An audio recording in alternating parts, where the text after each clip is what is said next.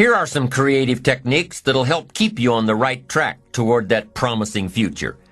Remember, creativity is the first requirement for self-enterprise. Number 1, think on paper. You can't take a trip to somewhere new without a road map. You can't build a house with the plans in your head. You can't build a company with the business plan in your head. You can't seek venture capital with the financials in your head.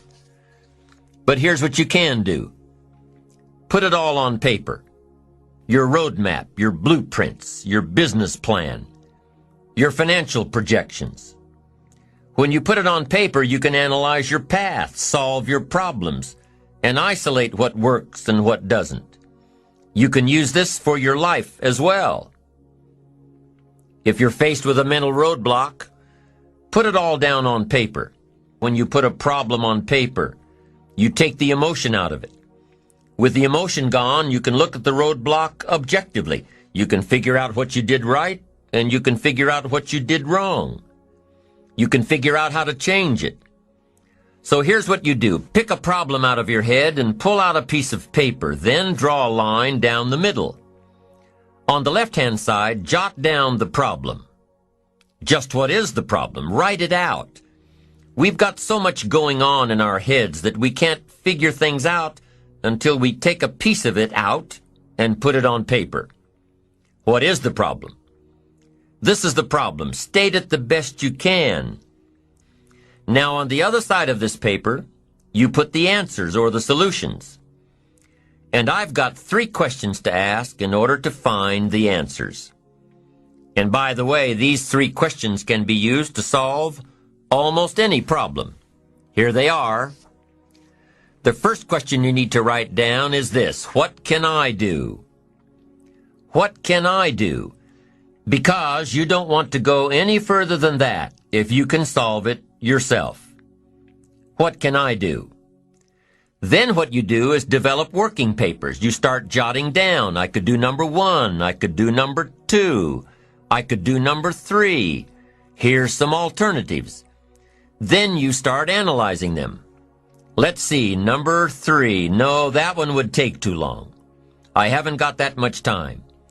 Okay, number 2, not sure. Okay, let's look at number 1. Maybe this is my best one, the one I thought of first. Now, if that won't work, here's number 2. What could I read? Maybe there's a book on my problem. Somebody spent a lifetime trying to figure out this problem. Maybe it's written out in concise language somewhere to give you the instant benefit of someone's advice. You don't need to reinvent the wheel. Do your homework and find the solution. And then you start developing some working papers on what you're reading. Book number 1, this guy's crazy. Book number 2, this guy's too shallow. Book number 3, this guy's got some interesting things to say about this problem. I'm telling you, if you want to solve a problem, the best questions to ask are, number 1, what could I do? And number 2, what could I read? Don't miss the book that could help. So I'm asking you, don't sell yourself short here. You can find some answers. Now first, try to find them yourself from your own experience. Then second, if you can't find them yourself, now ask, what could I read? Go to the library. Go to the bookstore. Search your own library. Go back through your own journals to find the stuff that's been helpful and valuable to you. And see if maybe you've made some notes that could be helpful in your situation. Now, if that doesn't work, then ask question number 3. And question number 3 is, who could I ask? Now, guess what you're prepared with when you ask somebody to help you? You've got your working papers to show them. You say, you know, I've got my working papers. I've tried my best to figure it out myself, and that finally left me short. Here are some of the books I've read. I've researched this material, and I'm still short. Now could I possibly ask you, and could you possibly help me? You can't believe how willing somebody will be to help you if, first of all, they've gotten the idea that you were willing to help yourself. So if you've got a problem, pull it out of your head and put it down on paper. Then ask yourself, what can I do? And if that doesn't work, ask yourself, what can I read? And if after researching all you can, you still can't come up with the answer, ask yourself, who can I find to help me? I promise you, if you try these ideas and ask these questions, when you've got a problem, you'll be able to solve about anything that gets in your way. The second step to keeping yourself on the right track and being self-enterprising is to develop the ability to brainstorm. Develop the ability to brainstorm. We hear this term all the time, but what is brainstorming? Just what it sounds like, letting your brain go. Being free from all the inhibitions and objections and negatives. Just putting an idea into your brain and letting it take off, free associating. Not planning a train of thought, but thinking freely. Now, if you're planning a creative strategy session with your associates, a brainstorming session, let me give you a little hint. Effective brainstorming can only happen if you're free from your ego. You can't be worried about saying something stupid or silly or something totally off the wall, because your silly thought may trigger someone else's brain to take it one step further. Brainstorming in a group is an experience of collective thought, an experience of developing one idea or several ideas through a variety of thought processes. Here's another hint on brainstorming. It can't be effective unless everyone involved is comfortable with each other.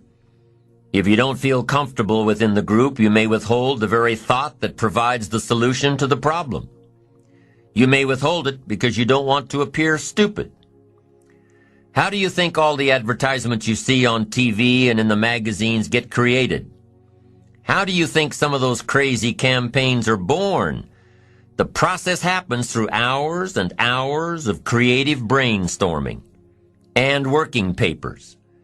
Every member of the team jots down notes, and one idea builds on another idea, and another, and pretty soon a campaign is born out of the collective thoughts of the group. Now, I don't believe that the best decisions are made by committee, but great ideas are often created by committee.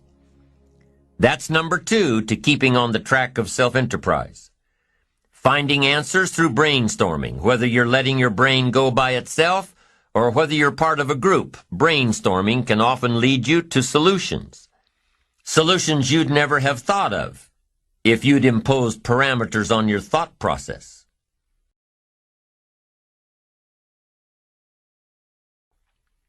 Here's number 3 for creatively keeping on the track of self-enterprise. And it's really an extension of number 2. Number 3 says, imagine outlandish solutions. Get your brain out of the ruts by considering ideas without considering their practicality. Consider ideas without considering how practical they are. You see, if you allow yourself to think without confinement, you may come across a solution that seems totally inappropriate. But guess what else this type of thinking will do? It'll allow you to open up the process, which will eventually lead to totally appropriate solutions. The 4th creative technique for keeping yourself on the right track to self-enterprise is through flowcharts and doodles and formulas. That's right, doodling.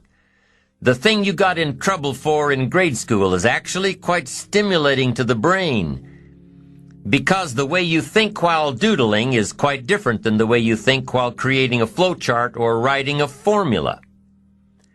Your doodles may end up looking like some symbol that will trigger your brain to think of an alternative solution. Drawing creative doodles wakes up a different part of your brain. Try creating a flowchart showing the path to success. What does it look like?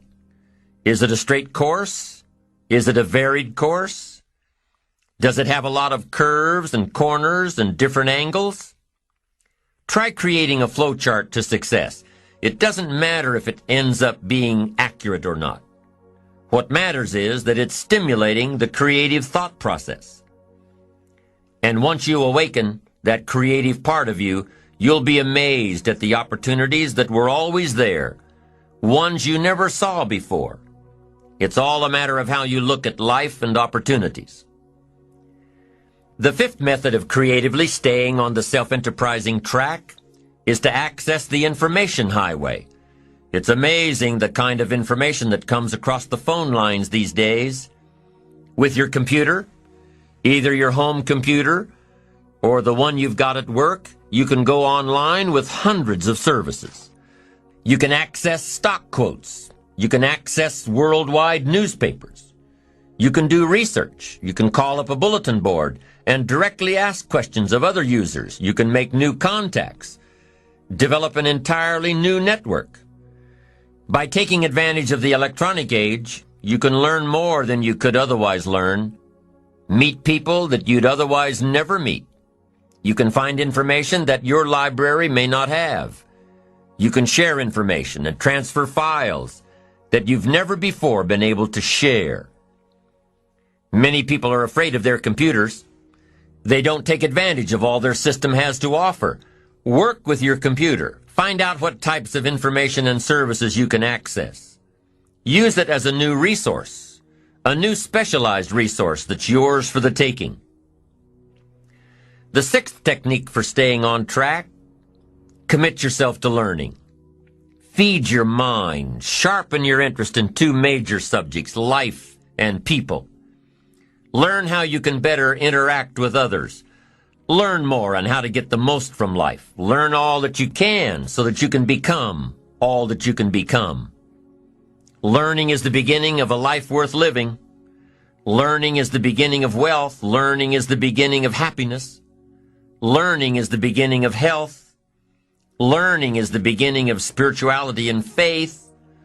Learning and searching is where the process of creating your own personal miracle begins. Learning is the beginning of self-enterprise. So there you have the 6 steps in creatively building your self-enterprise traits and ultimately building your ambition. Number 1, think on paper. Number 2, develop the ability to brainstorm. Number 3, imagine outlandish solutions to your challenges. Number 4, try to think in a different way using doodles, flowcharts, and formulas to spur your thought processes. Number 5, access your computer's capabilities to reach the information highway. And number 6, commit yourself to learning all that you can learn in an effort to become all you can become. Those are the 6 steps to creatively developing your self-enterprise.